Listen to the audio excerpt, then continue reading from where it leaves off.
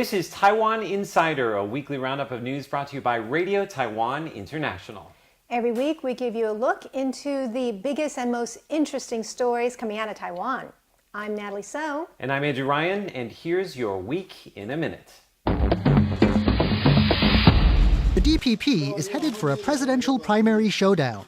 Former Premier William Lai has thrown his hat in the ring, putting him on a collision course with President Ing-wen, who's running for a second term. Taipei Mayor Wen-je is in the U.S. Some say it's a prelude to a presidential run, but Ke has yet to join the race. Taiwan has banned the Boeing 737 MAX from its airspace after a recent crash in Ethiopia. Few flights to Taiwan use the aircraft, but authorities say there's a risk of pilots losing control. The Coast Guard has captured a Filipino fisherman who killed a fellow crewman on a Taiwanese fishing boat in the Indian Ocean. The Coast Guard has brought the assailant back to Taiwan. It's been 5 years since the Sunflower Student Movement occupied the legislature. One of the movement's leaders is calling for a mechanism to oversee cross-strait agreements. And the Taiwanese maker of Prozac says it's pulling the drug from the local market. The company blames higher costs along with lower prices mandated by national health insurance. And that's your week in a minute. Every week at the top of our show, we each come up with a word that represents what we're thinking this week. Andrew, can you guess my word? Might need a hint. I don't know. I don't want to say that word. What are you thinking? Shock. Shock. Shock. What is a shock? So this is what I believe President Tsai felt when she discovered the former Premier William Lai is running against her. Yes. Her biggest challenge is not coming from the opposition right now, it's coming from her own party. Also, this is how I felt when I read the article we'll be talking about today about air pollution in CommonWealth. It's worse than we think it is, and it's very shocking. We'll be talking more about that with our special guest. Air pollution, a very, very important topic. How about my word, Natalie? Do you think you can guess it? Have a little look. B for boy? No. Yes, I am. I know you're a boy. Betrayed? No. Brexit? No. Actually, that's not a bad one, but it doesn't have a lot to do with Taiwan. Break? Oops! Oh, Breathe? no, and it's falling apart. Breathing. Breathe. Breathe. Tell me about this. Well, of course, this also has to do with air pollution because we will be talking about that. We cannot breathe as well when we have air pollution. Yes, so not only is it about this story in which air pollution is making it difficult to breathe, it's also kind of a note to self, a reminder. Andrew, breathe. Deep breath. Hey, I feel more relaxed already. Deep breath. Well, now that we're doing this news-related program, I feel like, more anxiety. That was one of our words from the previous week. That's true. You take more deep breaths. Yes. Breathe. Yes. And be yes. chill. And now for our top story. The DPP, the ruling party, got a big surprise this week when former Premier William Lai was the first to register as a presidential primary candidate. He is challenging President Tsai Ing-wen. And now let's take a look at Lai's comments from when he registered for the primary this week. Many in the ruling DPP say they would be united in support of President Tsai Ing-wen's re-election. But former Premier William Lai made a surprising appearance on Monday as the first to register for the DPP's presidential primary. Lai is one of the DPP's most popular politicians. He's a former doctor with a master's in public health from Harvard. Since he entered politics in 1996, he has served as a 4-term legislator and a 2-term mayor of Tainan. President Tsai appointed him as premier in September 2017, but he resigned this January to take responsibility for the DPP's defeat in local elections last November. Lai paid the 5 million NT dollar registration fee on Monday and is now the first to challenge an incumbent Taiwan president in a presidential primary. He explains why he decided to run. Because of my sense of mission and love for this land, I believe I should have the courage to take on the responsibility to protect Taiwan. I've decided to respond to DPP Chairman Zhuo Rongtai's call and the expectations of grassroots citizens to register for the party primary. I'll do all I can to gather the support of the people and turn things around. When reporters asked if this would divide the party, this was his response. The DPP is a democratic ruling party. We'll use a democratic process to engage in a fair race for the sake of Taiwan. This transcends any personal or factional factors. It will not threaten our unity. Taiwan's presidential election is still 10 months away, but the race is already heating up. Now, the DPP has two strong contenders for its presidential nomination.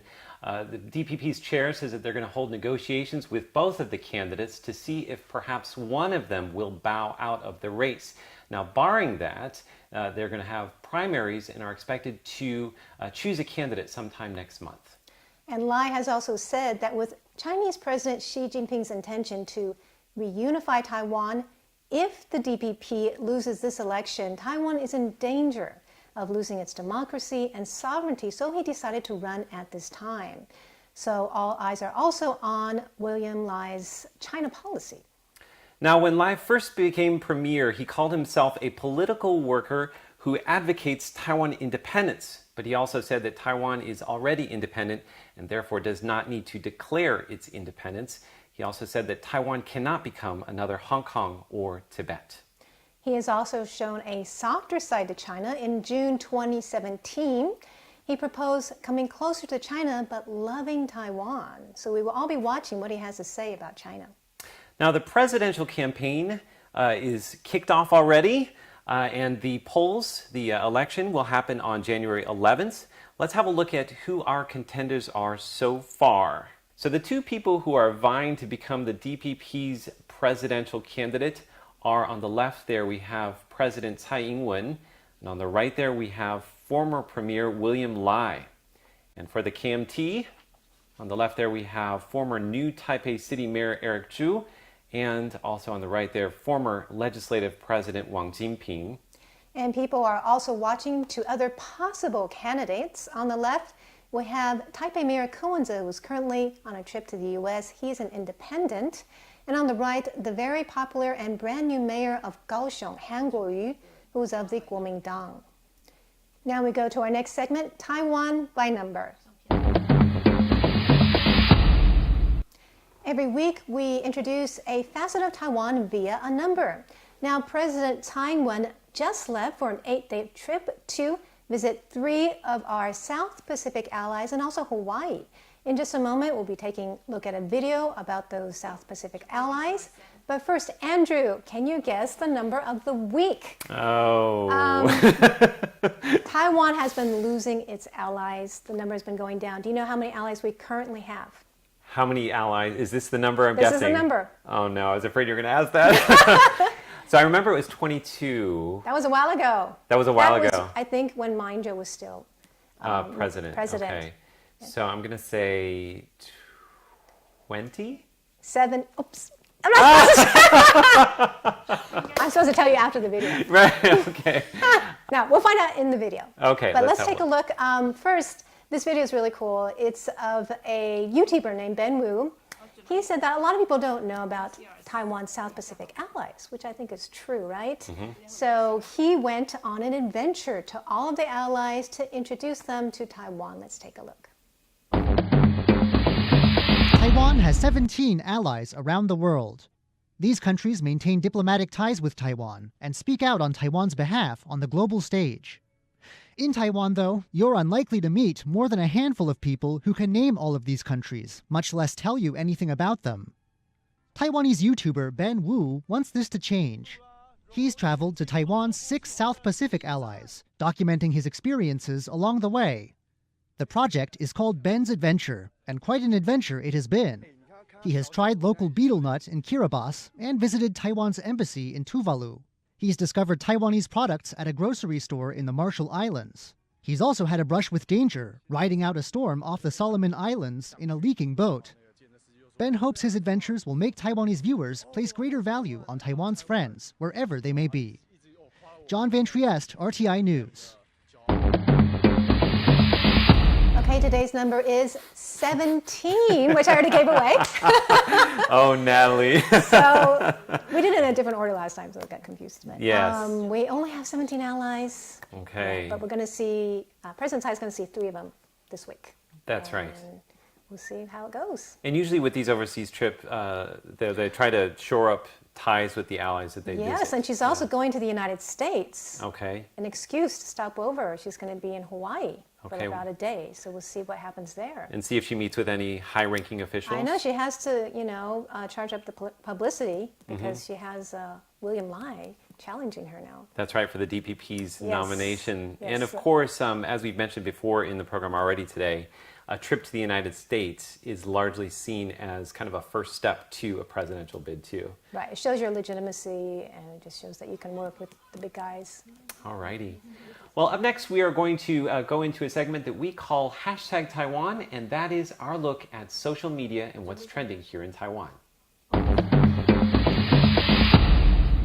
This week on Hashtag Taiwan, we have an election-related topic, but it's not quite as serious as you may think. Andrew, you found a photo that was pretty viral on Twitter. Tell us about it. That's right. So have a look at this. Now, it looks like a billboard which says, "Everybody that did not vote for me is a dog." And of course, it's a huge cat on there. It looks unhappy. Looks very unhappy. Yes, all those people that didn't vote for me. And then it says there in pink, it says Taiwan Mao Dang, or Cat Party Taiwan. Now, as you can guess, this is a doctored image. This is not the real deal. There is no billboard, so don't go looking for it. They didn't pay money for this That's advertisement. Right. Now, a lot of people were tweeting this and sharing it in other places on Facebook and whatnot. So I did a little research. I dug into it, and I found out that it's from a Facebook group, Facebook page called Cat Party Taiwan. Now, this page has only been up since the end of last year, but already has about 8,000 likes on it, and it's sure to continue gathering, attention in the campaign. It's cute, fun. Now, also on that page, have a look at this. That's the page there. It's pretty cute. It says that cats are the largest common denominator. So it's one thing that we can all agree on. Well, not necessarily. Dog people maybe can't That's agree on that. true. Now, they also had a poll on there. Let's have a look at this. It pitted the brand new candidate for the DPP, former Premier William Lai, against what it says 可爱的猫猫, a cute cat. Candidate. And 1,200 people voted in it. And of course, the cat won in a landslide, 97% to the former Premier's 3%. He's cuter. The Cat's cat. Cuter, right? So we also have some posts on the page. Want to have a look at those? Yes, let's take a look. Now, this is a person asking if it's okay to join more than one party. Now, it's obviously from a dog owner. Yes. Cute little dog there. And this is saying, our country's name is ROC, which also can stand for Republic of Cat. That's right. The official name of Taiwan, ROC, Republic of Cat. So that's it for this week's Hashtag Taiwan. Be sure to follow us on all relevant social media. And if you have any ideas of story tips, be sure to send them to us. And now we turn to an incredibly important and contentious topic, air pollution. Now, last Saturday, we learned that the residents of the city of Taichung are exposed to higher concentrations of cancer-causing air pollutants. Zhongshan Medical University professor Liu Yongbo says that the government should be treating the city's pollution as a national security crisis. To be honest, you don't have to have scientific data to see that there is a problem with air pollution. And in fact, we're going to show you some video footage now from the central city of Taichung. Let's have a look at that. So that's taken on a sunny day.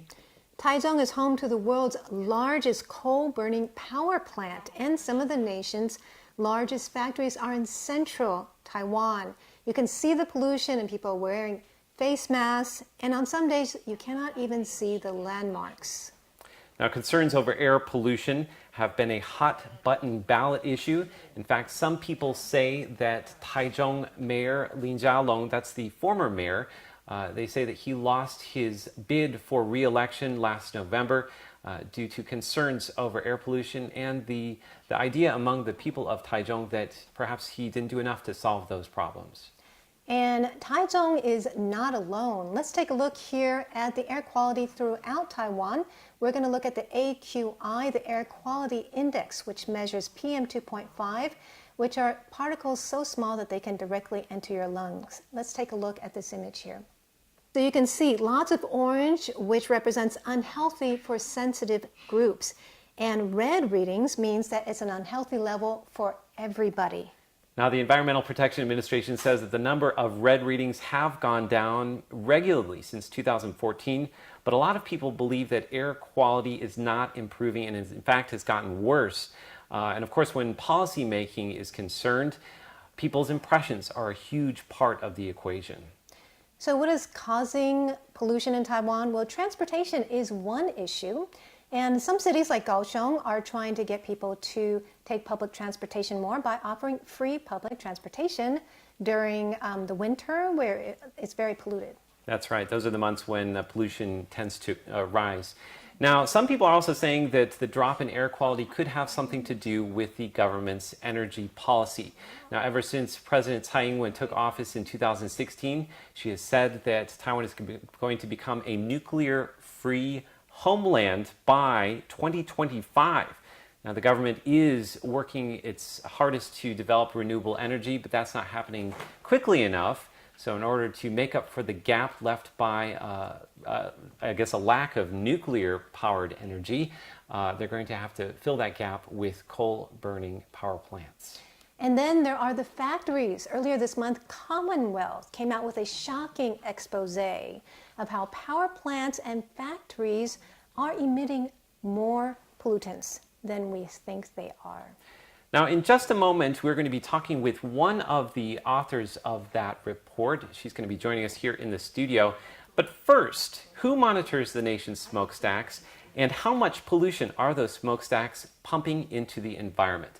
That's the topic of today's Taiwan Explained. In today's Taiwan Explained, I'm going to tell you how the authorities measure the emissions coming from the nation's smokestacks and what they have found. Okay, Andrew, you have 60 seconds. Are you ready?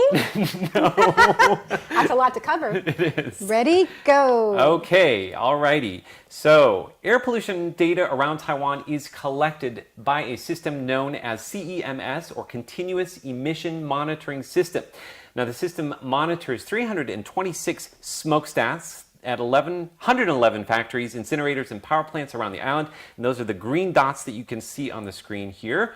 The factories are from major polluting sectors: petrochemicals, cement, steel, and the smokestacks account for about 73% of the island's total industrial pollution emissions. Now, you may be wondering what the orange dots are. Those are unmonitored smokestacks. They account for about 27% of industrial pollution emissions. I'm going to have to talk fast. The system collects readings of sulfur dioxide and nitrogen oxide concentrations every 15 minutes. The EPA watches those readings to monitor pollution and collect pollution fees. However, a team from CommonWealth Magazine spent 6 months digging into the data and found out that companies Time are is using... up! Can I say my last sentence? Okay, go ahead. Okay, so CommonWealth found out that companies were using different tactics to hide high air pollution emission readings. Oh, that's terrible. And in fact, a fifth of the readings were found to be invalid. Okay, and that's our Taiwan Explained for the week. Up next on Taiwan Insider, to shed a little light on the complicated issue of air pollution, we have one of the writers of this cover story uncovering an emissions controversy. Ms. Liu Kwang-yin is a senior reporter on the environment beat at CommonWealth. It's great to have you here on the show. Thank you for having me here, Yeah. Natalie and Andrew. So great to have you here because we don't understand the numbers and you do. It's a big topic and a very important one. It's a huge topic. It's related to our health. That's right. And we're finding that you actually did big data analysis of nearly 30 million readings that were collected at smokestacks between January 2017 and September 2018. How did you tackle such a big task? You didn't do it by yourself, did you? 30 million readings, that's not much. No, there was a group of data scientists that partnered with my supervisor at work. So there were 4 people from CommonWealth Magazine, and there was a group of people from the D4SG. D4SG, okay. It's a secret group. Like, Data for social good, right? Yes, it's data for social good, and we like to call them 资料英雄.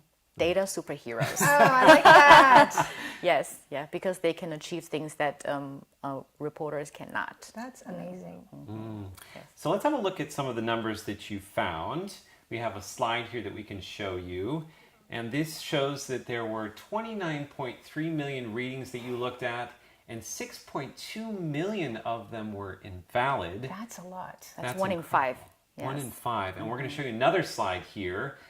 So out of the 182,000 excessive pollution readings, 136,000 were considered invalid. Why is this the case? Can you explain this to us? Okay, so it's like when we're late, we come up with all kinds of excuses, right? Like I had traffic, car accident, my cat got sick, my mom called me something. Yeah. Sometimes those are true, sometimes they're not. So the factories can mark their excessive readings. There are all kinds of excuses like the machine broke, or I'm doing my daily adjustment, or the measuring equipment is broken. Sometimes it's true, sometimes it's not. What do you mean by daily adjustment? Is it sort of like one of those things where they have to adjust the equipment that measures the pollutants to make sure it's working correctly? Yes, to make sure it's working properly every day. And they would choose a time when there was an excessive reading as a convenient time To make a daily adjustment. to make make your a daily So it's adjustment. invalid. Or just to say that we're making a daily adjustment. They don't have to actually do it. So that means all those excessive readings didn't count. They didn't show up. Yeah, that's true. They don't count as excessive, so they don't have to be fined. They don't have to deal with them. Ah, And we okay. don't know about them. The average person does not know about them. We don't know about them. But you are saying that these figures are available on the EPA website, so we can see these figures. However, like you said, they can't be fined for an excessive reading if there is an excuse or a reason why it would be invalid. Yes, that's true. Are there parameters on how many times they could do, for example, an adjustment of the equipment in one day?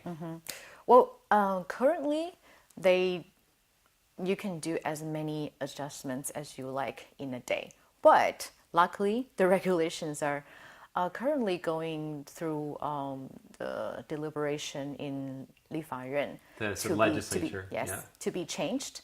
So we hope that the regulations will be stricter. They need to be stricter. This I mean, year. There's so many loopholes. There's so many room for excuses, Yeah, basically. that's true. Yeah.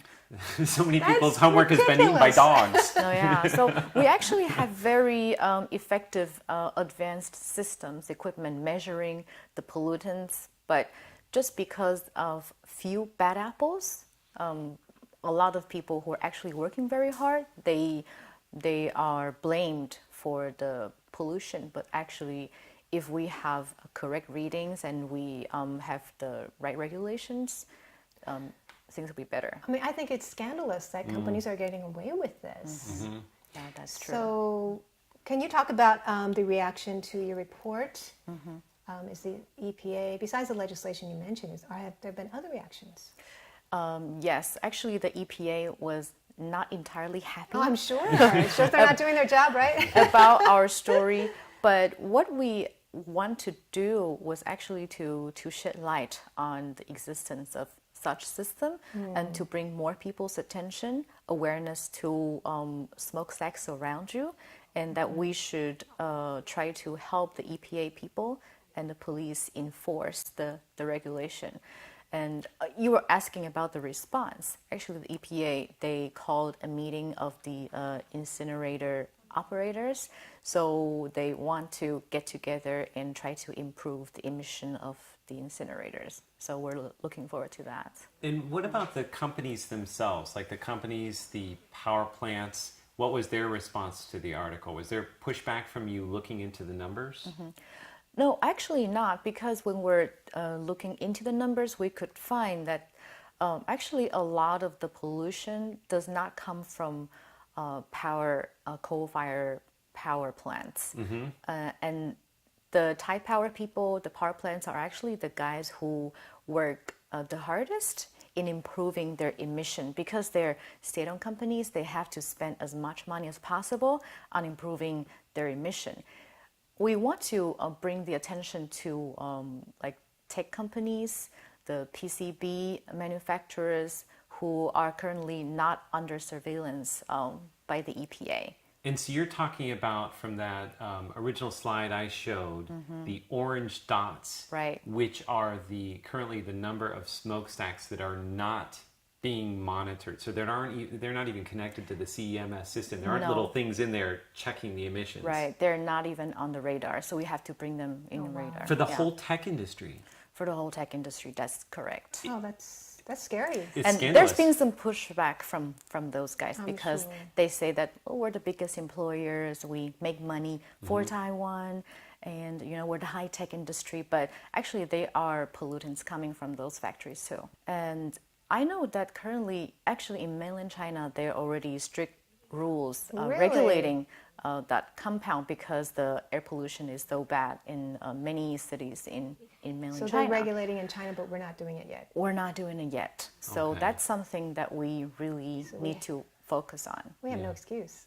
Actually not. No. So your article actually has had a lot of influence on the public discussion of it and on the authorities' regulation of air pollutants. Yes, and our purpose is not actually to put down the government agents that are responsible for this, saying that you are incapable or something. No. We just want more people to pay attention to what's happening in the surrounding and maybe give the government enforcers more support when More they pressure need them. too, right? More pressure. More accountability. And also pressure the tech industry.